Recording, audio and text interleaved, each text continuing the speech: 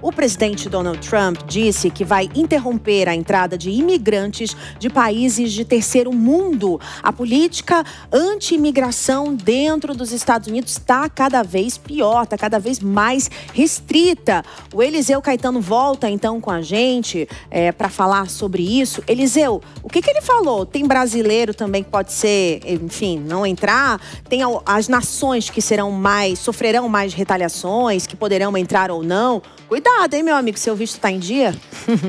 Graças a Deus, dona Márcia Dantas, graças a Deus, aqui tá tudo em dia, tá tudo certinho, viu? Muito boa tarde novamente para você, para Vitória Bel e para todo mundo que acompanha em tempo real aquilo que é notícia no Brasil e no mundo. A gente vem chegando ao vivo, direto dos Estados Unidos, nesse momento meio-dia com 47 minutos aqui na costa leste americana, temperatura de momento no sul da Flórida, 18 graus Celsius, friozinho gostoso no início da tarde dessa sexta-feira, mas a notícia não é muito boa não, infelizmente, para pelo menos cidadãos de 19 países do mundo. A princípio, 19 países do mundo, porque essa lista pode ser muito maior. Na lista inicial, a qual uma rede de TV norte-americana teve acesso, não consta o nome do Brasil, ainda. Pelo menos por enquanto, e a gente espera de verdade que nem entre, não é verdade? Mas essa situação envolvendo imigrantes nos Estados Unidos não é nova. Lá atrás, ainda na campanha, Donald Trump prometeu que assim o faria. E agora, principalmente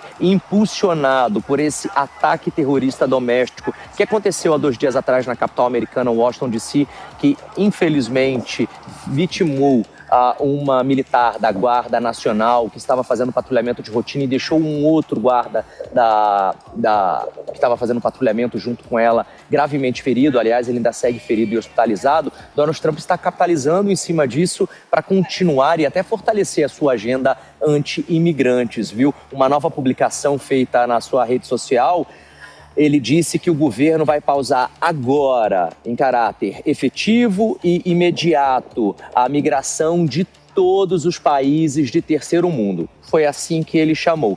Ele não especificou quais países seriam esses, mas uma rede de TV norte-americana garante que são 19 países do mundo. Ele justificou que essa medida, Márcia, é necessária para permitir que o sistema dos Estados Unidos se recupere totalmente. Ele não disse se recuperar do quê? Mas ainda afirmou que pretende terminar todos os milhões de ingressos ilegais que foram aprovados durante a administração de Joe Biden e vai também remover, segundo Trump, qualquer pessoa que não seja um líquido ativo para os Estados Unidos. Em outras palavras, o que ele quis dizer é o seguinte: se você não é um imigrante que interessa aos Estados Unidos, eles não vão mais querer que essa pessoa esteja no país. Ainda que essa pessoa tenha visto, ainda que essa pessoa tenha o Green Card, que é aquele visto de residência temporária, né, de 5, de 10 anos, ou até mesmo cidadã, Márcia e Vitória, você imagina, a pessoa já é cidadã americana, tem um direito garantido pela Constituição, ela pode perder esse benefício que ela teve se ela não nasceu aqui e ser deportada até para o seu país de origem. É claro que a gente vai seguir acompanhando, porque essa lista de países ainda deve ser divulgada oficialmente pela Casa Branca. E assim que for, obviamente, a gente vai trazer aqui essa informação em tempo real. Eu volto com vocês no estúdio. Eu estava aqui pesquisando que eu tinha esquecido o nome do prefeito de Nova York, que é o Zohran Mamdani. Ele que adora, né, essas coisas, imigrante, que já bateu forte aí nessa tecla. E aí, Eliseu, eu vou perguntar para nossas comentaristas se esse discurso de Trump ainda é apoiado pela maior parte da população americana. Vem comigo, obrigada pelas suas informações. Mônica Rosenberg, vou começar agora pela Ellen Brown também. Ellen, então, com o prefeito que ganhou em Nova York, com esse discurso crescendo também por lá, no território americano, Trump continua tendo apoio da maior parte dos seus eleitores e de outros também? Você sabe, Márcia, que uma vez o Steve Bannon, que é o grande articulista, né, da teoria trumpista, digamos assim, ele disse numa entrevista que porque assim, você tinha as políticas para os migrantes, as mulheres, latinos, enfim, diversas políticas que se articulavam. O Steve Bannon disse: eu só preciso mostrar ao eleitor homem branco americano a força que ele tem. Porque nos Estados Unidos a gente ainda está falando de uma maioria quando a gente fala do branco, né? Eu só preciso mostrar a esse eleitor a força que ele tem para que a gente consiga chegar ao poder e lá se manter. E é isso. Então, assim, a gente está falando de um país em que ainda existe uma considerável número de população que se identifica com Donald Trump, que apoia as políticas de Donald Trump, ainda que o número de imigrantes seja grande, nós não estamos falando de uma maioria, né, que se identifica como tal, isso é muito importante.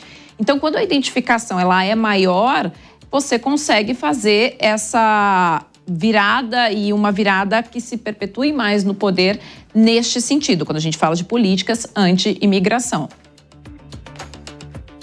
Ô, Mônica, queria te perguntar se isso economicamente teria uma aceitação, porque os imigrantes nos Estados Unidos fazem parte de uma força de trabalho enorme. E daí não só a força de trabalho de baixa escolaridade, mas também muitos imigrantes ali no Vale do Silício fazendo pesquisa, imigrantes asiáticos da Índia, por exemplo. Quer dizer, o país vai paralisar se ele barrar todos os imigrantes ou mandar todo mundo para fora, né?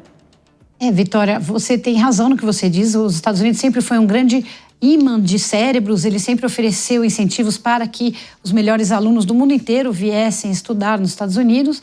E hoje, a política de imigração, a pauta da imigração, foi uma das pautas mais importantes na eleição. O grande debate, as pessoas brigavam nos jantares de família sobre a pauta da imigração. Elas eram ferrenhamente contra ou ferrenhamente a favor. Então, é uma pauta que o Trump continua usando para alavancar junto aos seus eleitores. É uma narrativa que ele traz com muita força. E, na verdade, a gente está vendo isso no mundo inteiro. Tem muitos países ao redor do mundo que, a hora que chega a crise econômica, começam os problemas, a culpa é dos imigrantes, vamos tirar todos os imigrantes. Nos Estados Unidos tem a agravante de que, por causa da política de armas deles lá, esses imigrantes, às vezes mal inseridos, estão sim praticando atos de violência.